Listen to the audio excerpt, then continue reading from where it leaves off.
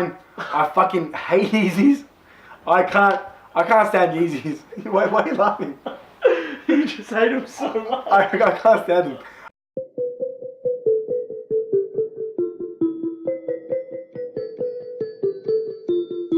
Hey guys, and welcome back to Snacks and Sneakers. Today is going to be an awesome list. It's going to be my top 5 best shoes of 2017. Let's get into this. Before I start the list, I want to do some honorable mentions for shoes that could make the list, but just missed out. So the first one's going to be the New Balance 247s. It's such a good silhouette. It looks new. It looks fresh. New Balance killed it. You know, they kind of died off a little bit. People said that their shoes look a bit daggy, but then they come out with a shoe like this. You can't go wrong. It's a really nice silhouette. My next honorable mention is going to be the Golf Wang collaboration with Converse.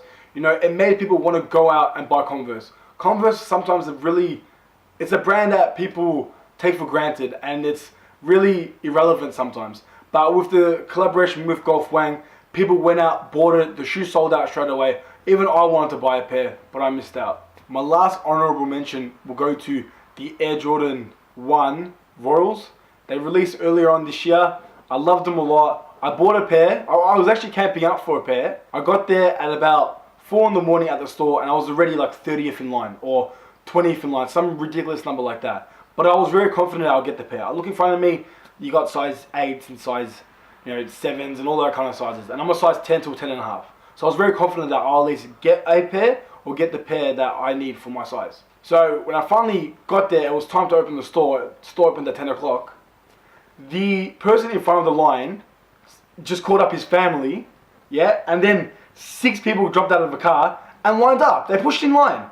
So then I ended up getting a size 7.5. Lucky I ended up selling that 7.5 because they actually funded my Snacks and Sneakers YouTube channel. I wouldn't be able to buy this camera I'm using now if it wasn't for me buying those Royal ones and selling them. So I guess everything happens for a reason. Starting us off at number 5 is going to be the Yaniki Boost. Adidas Yaniki Boost. The Yanikis are a shoe that for me came out at a good time of the year. It was when the Boost wave was riding high. Everyone was trying to get their hands on Adidas Boost. And they came out with a retro pair. It's a pair that looks old school, but it also has so much new technology in it. Easily the shoe's over 30 years old. And for them to make the shoe relevant and to make it look brand new, it speaks wonders about Boost technology, and it also says a lot about Adidas as a company. They are willing to experiment with certain styles and with certain silhouettes to make them relevant, and I reckon they hit it out of the park with the Yaniki Boost. Coming in at number 4 is actually the Jordan 4 Pure Moneys. Early on in the year, I actually did a review of this shoe and I was so excited to get my hands on them. I said that I was going to wear them until the summertime, and guess what I did? These waited inside the box for half a year until I was able to wear them. Now that I've been able to actually wear the shoe, I have just been in love. The shoe is obviously all white, so it goes with pretty much anything that you wear. And I love the fact that it has those hits of chrome on them, or silver, whatever you want to call them. It just makes the shoe pop even more, and it looks like a shoe that should be worth at least $1,000. But you know what? It's a general release Jordan, so a lot of people were able to get their hands on them. There was a lot of pairs sitting. There was a lot of pairs still available after these dropped. I think they were on websites for like another month. So, it's not the most sought after Jordan of the year, but for me, it was one of my favorite. It was the one that I was looking forward to the most. For a lot of people, the 4 silhouette is actually one of their favorites, and for me, it's up there as well. So that's why it comes in at number 4 on my list. So coming in at number 3 is a pair of shoes that released 30 years ago, and it is the Air Max 1. Now the Air Max 1 has celebrated their 30-year anniversary this year, and they've released colorways like the OG red pair, the aqua pair, the obsidian, and the royal pair that you see in my hand. Now these shoes, for them to be so popular now and for them to have released 30 years ago, it shows how futuristic Nike was back in the day. Back in the 80s, they took a risk getting a shoe like this, and now you look at the shoe, it does look retro, but it also it looks brand new. It looks like a new silhouette. Would you agree? Yeah. It doesn't look old. One of the most sought after shoes of the year was the Air Max 1 Atmos. Now, I lined up for that shoe. I actually lucked out on them, and I ended up getting another pair of shoes that day.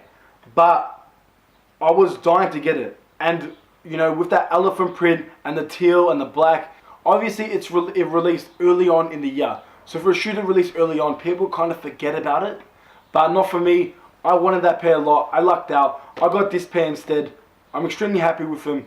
That's why the Air Max 1 comes in at number 3. Coming in at number 2 is a pair that has released this year.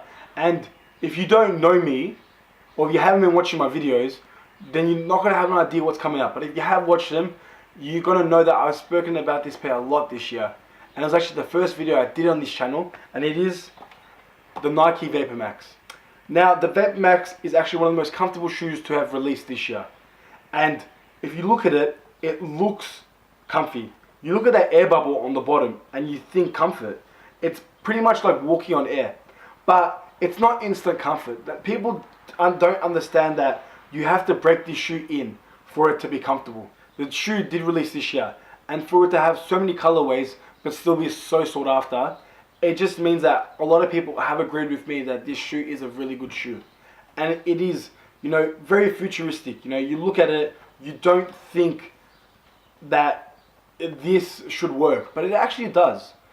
Earlier on in the year, the shoe was much harder to get, but now that more colors have came out and different, you know, styles of the shoe, like that new Vapor Max that they have released, it's much easier to get your hands on. Especially that triple black pair has released, I reckon, 3 times this year, because everyone wants to get their hands on that triple black.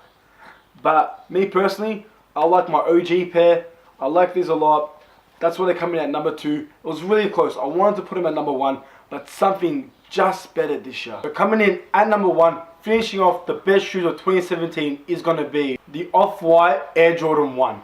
For Off-White to make a shoe like the Air Jordan 1 relevant again, like not that it's not relevant, but normally with the Air Jordan 1, certain colorways come out, and it's like, yes, we've seen the raw colorway, we've seen the bread colorway, we've seen the Chicago's, but for them to make that shoe so different to anything that we've seen before, we look at the Air Jordan 1, like, what hasn't been done to that shoe? And then Off-White just make it completely different. They gave it that deconstructed look, that unfinished look. They've given it 3 different laces to put onto the shoe. They've made this shoe probably the most sought after shoe of the year. You know, you look at celebrities, and all of these celebrities have been wearing this shoe. Because not only does the shoe look amazing, but it's a premium pair of shoes that don't look like it should be a premium pair. You know, that whole collaboration actually was amazing. They made the shoe like the Vapor Max, the shoe that I had at number 2, which is a brand new silhouette. They made it look vintage. I don't know how you can make a brand new shoe that has just released this year, make them look vintage, make them look retro, but they managed to do that. So, you know, the Off-White collaboration was really good. I do plan to get my hands on it one day. It's probably never going to happen. The shoe costs like upwards of $2,000. So that was my top 5 shoes of 2017. If you like this video, please give it a thumbs up. It actually helps my YouTube channel so much. Don't forget to like, share, and subscribe. Also, comment in the comment section below, what was your favorite shoe of this year? You know, I love reading all your comments. I'm Ramsey from Snacks and Sneakers. I'll see you guys very, very soon with the worst shoes of 2017.